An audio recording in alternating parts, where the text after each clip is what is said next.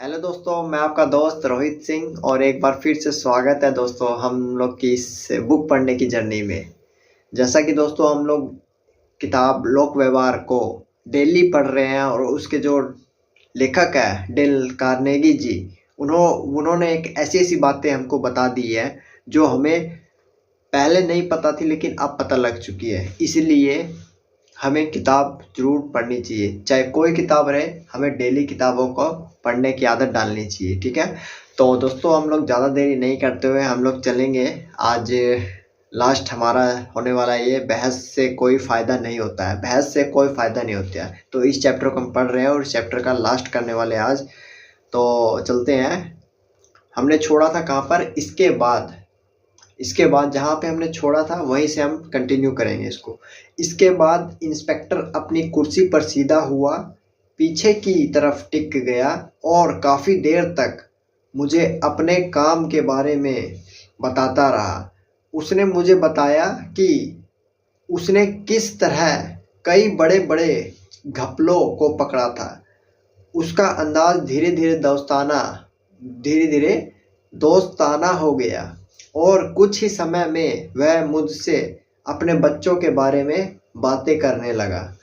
जब वह गया तो उसने मुझसे कहा कि वह इस समस्या के बारे में थोड़ा और विचार करेगा और कुछ ही दिन में अपना फैसला बता देगा। 3 दिन बाद लौट कर मेरे ऑफिस में आया और उसने मुझे बताया कि उसने मेरे टैक्स रिटर्न को उसी रूप में स्वीकार कर लिया। यह टैक्स इंस्पेक्टर बहुत साधारण सी मानवीय कमजोरी का प्रदर्शन कर रहा था। हर इंसान की तरह उसे भी महत्व चाहिए था।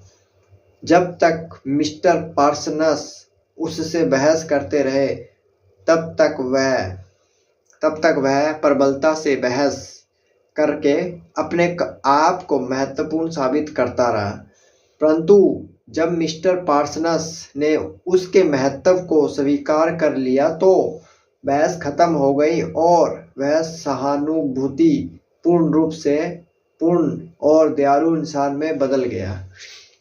बुद्ध ने कहा नफरत से ही नहीं बल्कि प्रेम से खत्म होती है, और गलतफहमी भी बहस से नहीं बल्कि समझदारी, कूटनीति, सद्भावना, दूसरे के नजरिए को समझने की इच्छा से खत्म होती है। देख लो दोस्तों, बुद्ध ने कहा है नफरत से नहीं बल्कि प्रेम से खत्म होती है, और गलतफहमी भी बहस से नहीं बल्कि समझदारी, कूटनीति, सद्भावना, दूसरों के नजरिए को समझने की इच्छा से खत्म होती है। लिंकन ने एक बार एक युवा आर्मी ऑफिसर को अपने सहयोगी के साथ एक बड़े विवाद में उलझने पर फटकार लगाई थी। जो व्यक्ति जीवन में अपनी क्षमताओं का सबसे अच्छा दोहन करने के लिए संकल्पवान है, लिंकन ने कहा, उसके पास व्यक्तिगत विवाद के लिए समय ही नहीं होता। इसके अलावा वह परिणामों को झेलने के लिए भी तैयार नहीं होता, जिसमें क्रोध और आत्म नियंत्रण की कमी शामिल है। उन बड़ी चीज़ों को छोड़ दो जिन पर आपका दूसरों जितना ही अधिकार है। उन छोटी चीज़ों को छोड़ दो जो स्पष्ट रूप से आपकी ही हो।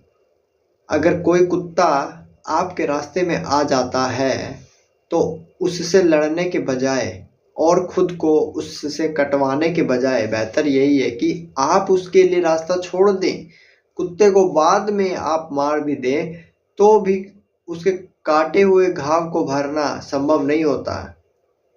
बीट्स एंड पीसेस नामक पत्रिका ने एक लेख छापा था। इसमें कुछ सुझाव दिए गए थे कि असहमति को बहस में तब्दील होने से किस तरह रोका जाए। असहमति का स्वागत करें। ठीक है, याद रखें, अगर दोनों ही पार्टनर हमेशा सहमत हो जाते हैं तो उनमें से एक की जरूरत नहीं है। अगर आपको कोई नया पहलू दिखाया जाता है जिसके बारे में आपने नहीं सोचा है, तो कृतज्ञ रहे कि उस तरफ आपका ध्यान दिलाया गया है।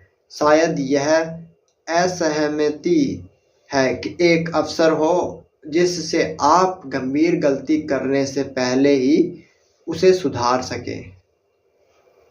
अपनी पहली भावना पर भरोसा न करें। जब भी हमारे सामने मुश्किल परिस्थिति आती है तो हमारी पहली प्रतिक्रिया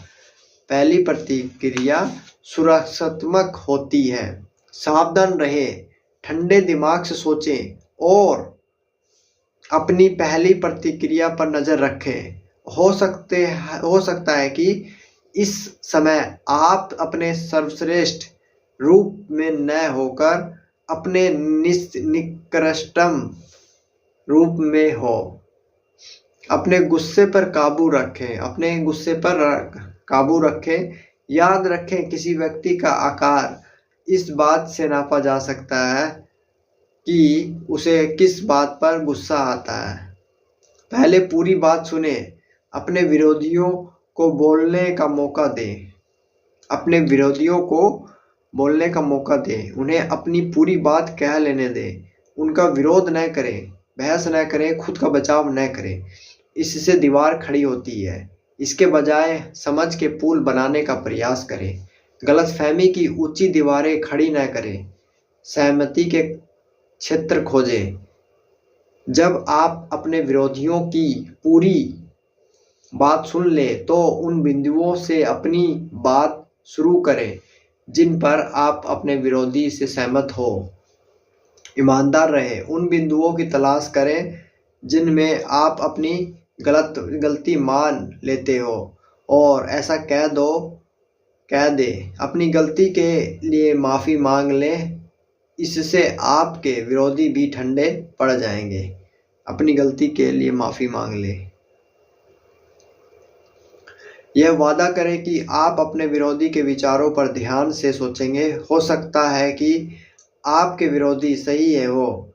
इस स्टेज पर यह ज़्यादा आसान है कि आप उनके विचारों पर सोचने के लिए सहमत हो जाएं, बजाय इसके कि आप तेज़ी से आगे बढ़ जाएं और कोई ऐसी गलती कर दें जिससे आपके विरोधियों को बाद में यह कहने का मौका मिल जाए, हमने आपको समझाने की बहुत कोशिश की थी परंतु आपने हमारी एक नहीं सुनी। समस्या में रुचि लेने के लिए अपने विरोधियों को दिल से धन्यवाद दीजिए। जो आपसे बहस करने में समय देता है उसकी रुचि का विषय भी वही है जो आपकी रुचि का विषय है। उसे एक ऐसा व्यक्ति समझिए जो सचमुच आपकी मदद करना चाहता है। इस तरह आप अपने विरोधियों को अपना दोस्त बना सकते हैं। दोनों पहलुओं से सोचने के बाद ही काम करें। आप सामने वाले से उसी दिन